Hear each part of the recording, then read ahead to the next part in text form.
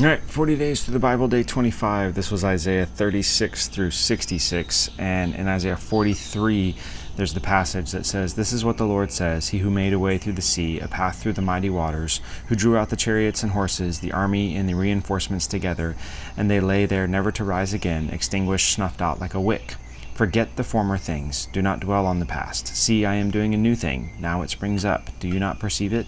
I am making a way in the wilderness and streams in the wasteland." And I love this passage because it was one of the first times that God revealed something to me that I had known my whole life, but had not understood for basically my whole entire life. I'd always heard this passage quoted in the back half of it, the "forget the former things, do not dwell on the past. See, I'm doing a new thing. Now it springs up."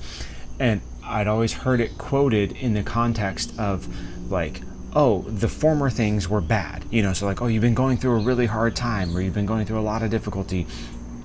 And this verse is used to be like, yeah, God's like, okay, like forget how hard everything has been, right? Forget how bad everything has been. Forget how bad it was being a slave in Egypt. I'm doing something new now, right?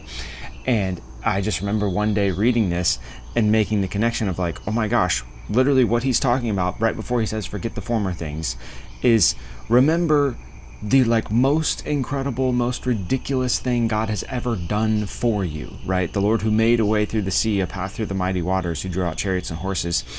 And it's like, go back and remember the time that God parted the Red Sea, like the biggest miracle you've ever seen in your whole entire life up to this point. Now forget that, because I'm doing something different. And it just completely changes the context of this thing of it's not that you're being encouraged to forget the bad and hard things, because you don't need encouragement to forget the bad and hard things, because you don't want to remember those, right? But what you do need encouragement to let go of and to not make bigger than God is trying to make it is how God has worked in the past. So like when we have something like that where it's like, oh, God parted the Red Sea and we have this incredible miracle, a lot of us tend to hold on to that and expect that in like, this is how God has to work now moving forward, right? In this situation now, I know what God's going to do because he already did it before, right? But God is a God of doing a new thing all the time, right? He's always doing something new. He's always working something new in us and through us. And so the encouragement is not to let go of the things that were awful and terrible, that were really easy to let go of and we're already inclined to let go of in the first place.